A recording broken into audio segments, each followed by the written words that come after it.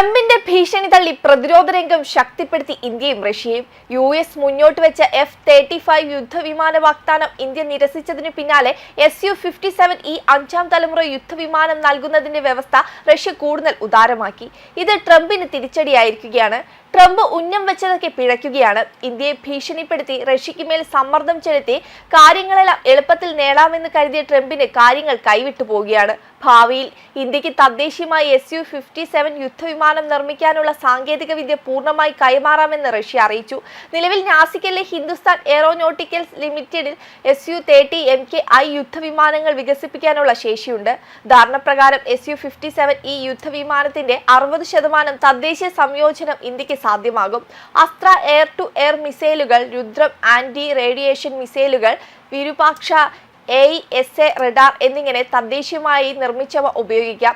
4 വർഷത്തിനുള്ളിൽ 20 മുതൽ 30 വരെ Su-57E ജെറ്റുകൾ കൈമാറാമെന്നും റഷ്യയുടെ വാഗ്ദാനങ്ങളിലുണ്ട്.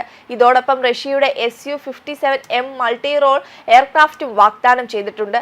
യുദ്ധവിമാനങ്ങളുടെ കാര്യത്തിൽ ഇന്ത്യക്ക് പരമാവധി സ്വയംഭരണം സാധ്യമാക്കുന്ന വിധത്തിലാണ് Su-57 ജെറ്റുകൾ റഷ്യ കൈമാറുന്നത്.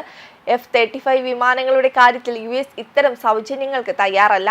അഞ്ചാം തലമുറ സ്റ്റെൽത്ത് യുദ്ധവിമാനത്തിന്റെ വിഭാഗത്തിൽ വരുന്ന ഇരട്ട എഞ്ചിൻ വിമാനമായ Su-57 ലോകത്തെ അത്യാധുനിക യുദ്ധവിമാനങ്ങളോട് കിടപിടിക്കുന്നതാണ്. റഷ്യയുടെ സുഗോയ് വികസിപ്പിച്ചെടുത്ത സുഗോയ് Su-57 വിമാനം 2010 പരീക്ഷിക്കുകയും 2020 റഷ്യൻ വ്യോമസേനയുടെ ഭാഗമാകുകയും ചെയ്തു. 1500 കിലോമീറ്റർ വരെ ആക്രമണം നടത്താനാകുന്ന വിമാനത്തിന് 10 ടൺ വരെ ഭാരം വഹിക്കാനാകും.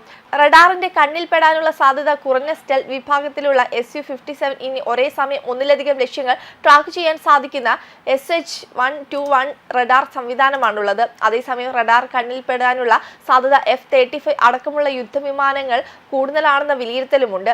ലോക്ഹീഡ് മാർട്ടിൻ വികസിപ്പിച്ചെടുത്താണ് US-ന്റെ F-57.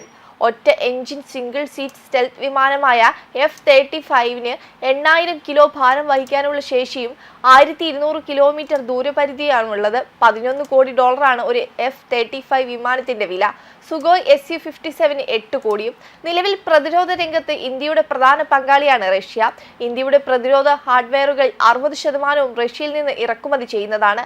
ഇന്ത്യയുടെ ശക്തമായ വ്യോമ പ്രതിരോധ സംവിധാനം S-400, സുഗോയ് 30 MKI എന്നിവയും ഇന്ത്യൻ സൈന്യത്തിന്റെ ശക്തി കേന്ദ്രങ്ങളായി തുടരുന്നുണ്ട്. മുഴുവൻ സോഴ്സ് കോഡുകളും അടക്കം അഞ്ചാം തലമുറ യുദ്ധവിമാനം റഷ്യ വാഗ്ദാനം ചെയ്യുമ്പോൾ താരതമ്യേന ചെലവ് കുറഞ്ഞ തദ്ദേശീയ സാങ്കേതിക വിദ്യ ഉപയോഗിക്കാനും വിദേശ ആശ്രിതത്വം കുറയ്ക്കാനും കഴിയുന്ന Su-57 ആണോ? ചെലവ് കൂടുതലാണെങ്കിലും കൃത്യതയും അത്യാധുനികതയിലും വിട്ടുവീഴ്ചയില്ലാത്ത F-35 ഇന്ത്യ പച്ചക്കൊടി കാണിക്കുക എന്നായിരുന്നു അറിയേണ്ടിയിരുന്നത്.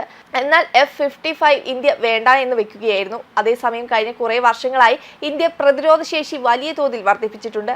നമ്മുടെ പ്രതിരോധ ബജറ്റ് പാകിസ്ഥാനേക്കാൾ 10 മടങ്ങ് കൂടുതലാണ്. 2024-25 ഡിഫൻസ് ബജറ്റ് ലോകത്തിലെ 5ാമത്തെ വലിയ പ്രതിരോധ ബജറ്റാണ്.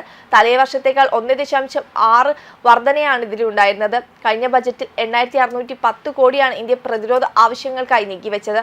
10 വർഷത്തിനിടെ ഇന്ത്യയുടെ പ്രതിരോധ ബജറ്റ് പടിപടിയായി ഉയർന്നിട്ടുണ്ട്. വെബ് ഡെസ്ക് കർമ്മ ന്യൂസ്.